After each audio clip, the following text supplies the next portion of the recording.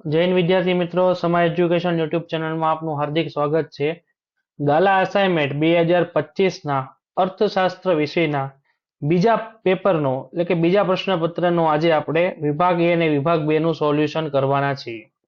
તો આપણે સ્ટાર્ટ કરીએ છીએ વિભાગ એ થી. પહેલો પ્રશ્ન છે આપણો કે સતત પ્રકારના વિતરણ માટે શું દોરવામાં આવે છે? તો સતત પ્રકારના વિતરણ માટે આલેખ દોરવામાં આવે છે. બીજો પ્રશ્ન છે કે શાના દ્વારા આંકડાકીય માહિતીને સચોટ માપ પ્રમાણે જુદા જુદા ચિત્રમાં દોરી શકાય છે? તો એ છે આપણું એક્સેલ શીટ.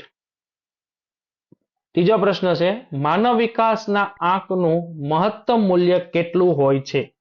તો માનવ વિકાસના આંકનું મહત્તમ મૂલ્ય હોય છે 1. ચોથો સવાલ છે કે 2014માં માનવ વિકાસ અહેવાલ મુજબ ભારતની માથાદીઠ આવક કેટલા ડોલર હતી? જે જુલાઈ 23માં પ્રશ્ન પૂછાઈ ગયેલો છે. તો એ હતી $5,497. પાંચમો સવાલ છે કે સરકારે કાયદા દ્વારા વધતા ભાવોને અટકાવ્યા હોય તો તેવો ભાવ વધારો કયા પ્રકારનો ફુગાવો ગણાય? તો તેને આપણે કહેશું દાબેલો ફુગાવો.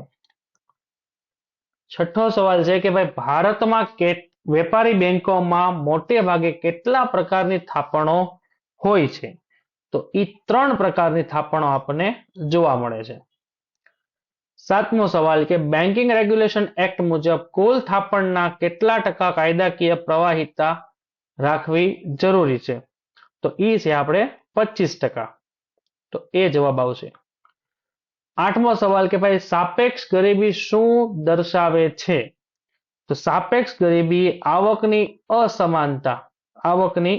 અસમાનતા આપણને દર્શાવતી જોવા મળે છે.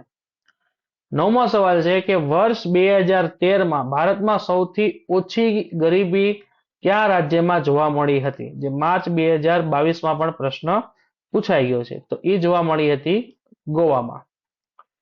10મો સવાલ છે કે ભાઈ સક્રિય શ્રમના પુરવઠામાં સામાન્ય રીતે કયા વય જૂથની વ્યક્તિઓનો સમાવેશ થાય છે? તો ઈમાં આવે છે કે 15 થી 64 ની વચ્ચે. તો 15 થી 64 ની વચ્ચેના લોકોને સક્રિય શ્રમનો પુરવઠો કહેશું. નેક્સ્ટ એના પછી આપણી પાસે 11મો સવાલ છે કે કયા દિવસને રોજગાર દિવસ તરીકે આપણે જાહેર કરેલ છે? તો એ છે કે 2 ફેબ્રુઆરી, જે આપણે રોજગાર દિવસ તરીકે મનાવીએ છીએ. 12મો સવાલ છે કે ભારતમાં આયોજનનો આરંભ કઈ સાલમાં થયો હતો? તો એ થયો હતો 1951માં. એ જવાબ એનો આવશે.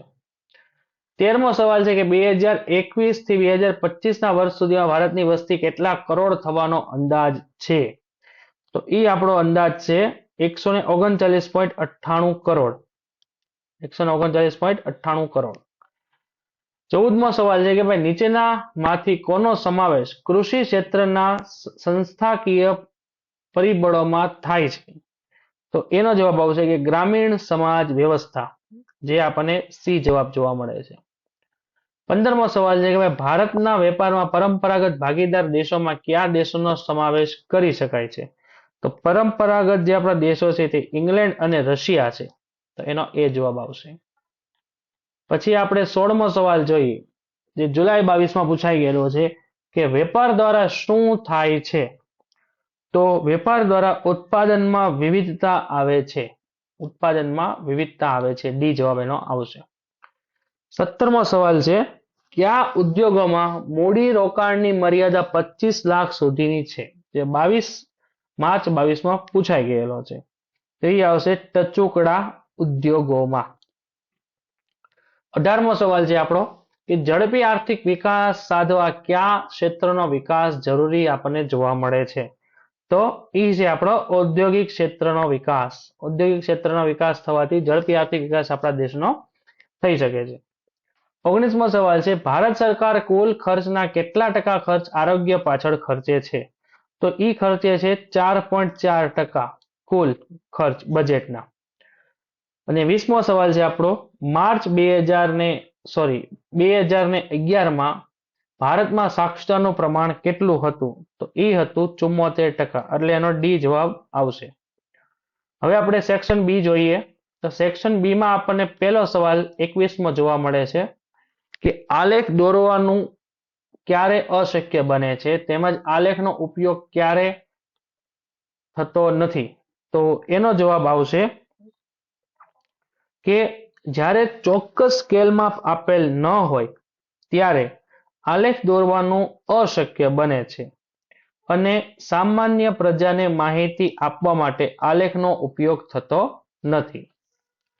22મો સવાલ છે આપણો કે અપેક્ષિત આયુષ્ય એટલે શું, તે શું દર્શાવે છે? તો બાળકના જન્મ સમયે તે કેટલા વર્ષનું આયુષ્ય ભોગવશે તેની અપેક્ષાને અપેક્ષિત આયુષ્ય કહે છે. અને અપેક્ષિત આયુષ્ય પ્રજાનું સરેરાશ આયુષ્ય દર્શાવે છે. 23મો સવાલ છે આપણો કે ભાઈ આરબીઆઈની સ્થાપના અને તેનું રાષ્ટ્રીયકરણ ક્યારે કરવામાં આવ્યું? તો આરબીઆઈની સ્થાપના છે એ 1 એપ્રિલ 1935માં થઈ હતી અને તેનું રાષ્ટ્રીયકરણ 1 જાન્યુઆરી 1949માં કરવામાં આવ્યું હતું. 24મો સવાલ ભારતમાં ચલણી નોટો તેમજ ચલણી સિક્કાઓ કોણ બહાર પાડે છે? તો ભારતમાં ચલણી નોટો રિઝર્વ બેંક ઓફ ઇન્ડિયા બહાર પાડે છે, જ્યારે ચલણી સિક્કાઓ ભારત સરકારનું નાણાં ખાતું બહાર પાડે છે. 25મો સવાલ જોઈએ કે તેંડુલકર સમિતિએ ગરીબી રેખા નક્કી કરવા કયા પ્રકારના ખર્ચનો સમાવેશ કર્યો છે? તો તેંડુલકર સમિતિએ ગરીબી રેખા નક્કી કરવા માટે કેલરી વપરાશ માટે જરૂરી ખર્ચ ઉપરાંત શિક્ષણ અને સ્વાસ્થ્ય માટેના ખર્ચનો પણ સમાવેશ કર્યો છે. એટલે આની અંદર 3 ખર્ચ છે. એક આપણો કેલરી પાછળનો ખર્ચ, પછી શિક્ષણ પાછળનો ખર્ચ અને સ્વાસ્થ્ય માટેનો ખર્ચ. 26મો સવાલ કહે છે આપણને કે સંપૂર્ણ કે ખુલ્લી બેરોજગારી માપવાની પ્રચલિત પદ્ધતિઓ જણાવો. તો એ પદ્ધતિઓ છે ટોટલ 3 છે. એમાં પહેલી પદ્ધતિ છે આપણી રોજગાર વિનિમય કચેરીમાં થયેલી નોંધણી દ્વારા, બીજું છે આપણું શ્રમ પુરવઠાના સેમ્પલ સર્વે દ્વારા, અને ત્રીજું છે વસ્તી ગણતરીના આંકડા દ્વારા. આ 3 પદ્ધતિથી આપણે સંપૂર્ણ કે ખુલ્લી બેરોજગારી માપી શકીએ છીએ. 27મો સવાલ જોઈએ કે ખેત પેદાશોના સંગ્રહ માટે કયા નિગમની સ્થાપના કરવામાં આવી છે? તો ખેત પેદાશના સંગ્રહ માટે 2 પ્રકારના નિગમો છે. પેલું રાષ્ટ્રીય કોઠાર નિગમ અને બીજું રાજ્ય કોઠાર નિગમ. આ 2 નિગમોની સ્થાપના આપણે કરેલી છે. પછી આપણો 28મો સવાલ છે કે WTR નું પૂર્ણ નામ લખો અને તે કયા ઇતિહાસકારકની શોધ છે? તો WTR એટલે થશે આપણું world trade report. World trade report થશે અને તે એગ્નસ મેડિસન નામના ઇતિહાસકારે તેની શોધ કરી છે. એગ્નસ મેડિસન એ વ્યક્તિ એનો ઇતિહાસકાર એટલે શોધક છે અને WTO એટલે થશે વર્લ્ડ ટ્રેડ રિપોર્ટ. ઓકે, 29મો સવાલ આપણને કહે છે કે મધ્યમ કદના એટલે કે પાયાના ઉદ્યોગો એટલે શું અને તેવા ઉદ્યોગોના ઉદાહરણ આપો. તો જે ઉદ્યોગોમાં 5 કરોડથી વધુ અને 10 કરોડથી ઓછું મૂડી રોકાણ કરવામાં આવ્યું હોય તથા શ્રમ પ્રધાન કે મૂડી પ્રધાન ઉત્પાદન પદ્ધતિનો ઉપયોગ કરાયો હોય તેને આપણે મધ્યમ કદના ઉદ્યોગ કહીએ છીએ. દાખલા તરીકે ઉદાહરણ જોઈએ તો યંત્રો, રાસાયણો, ઇલેક્ટ્રોનિક સાધનો વગેરેના ઉદ્યોગો. અને આપણો છેલ્લો સવાલ છે કે સાદી તંદુરસ્તી માટે કઈ 2 બાબતો જરૂરી છે? તો સાદી તંદુરસ્તી માટે સૌથી પહેલા જરૂરી છે સમતોલ આહાર અને બીજી વસ્તુ જરૂરી છે સારી ડાક્ટરી સેવા. તો સેક્શન A અને સેક્શન B નું આજે આપણે સોલ્યુશન જોયું છે. બીજા પ્રશ્નપત્રનું અર્થશાસ્ત્રનું ગાલા અસાઇનમેન્ટ 2025નું. જો તમને આ વિડીયો સારો લાગ્યો હોય તો અમારી YouTube ચેનલને સબસ્ક્રાઇબ કરો અને આવા વિડીયો જોવા માટે અમારી સાથે YouTube પર બન્યા રહ્યો. આભાર. Thank you.